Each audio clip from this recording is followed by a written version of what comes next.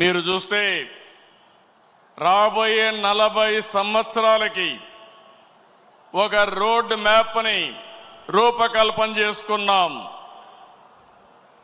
అదే సమయంలో నూతన నాయకత్వాన్ని కూడా తీసుకొస్తున్నాం ఎప్పటికప్పుడు. ఇంకో పక్క 6 శాసనాలు చేసుకుంటున్నాం. ఈ 3 కలిపి ముందుకు తీసుకుపోవాల్సిన బాధ్యత మనందరిది. ఎప్పుడు కూడా నాకు తెలుగు జాతి నెంబర్ 1.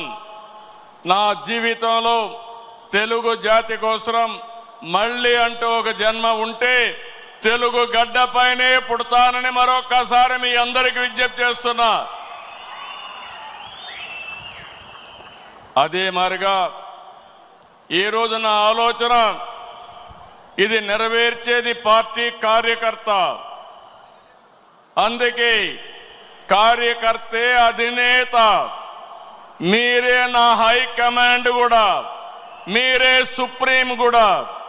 ఇది పార్టీ సిద్ధాంతం అని మరొకసారి విజ్ఞప్తి చేస్తున్నాను.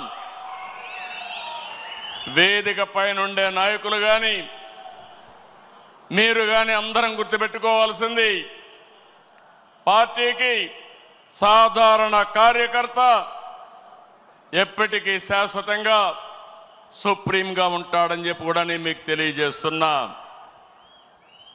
మామూలు విషయం కాదు.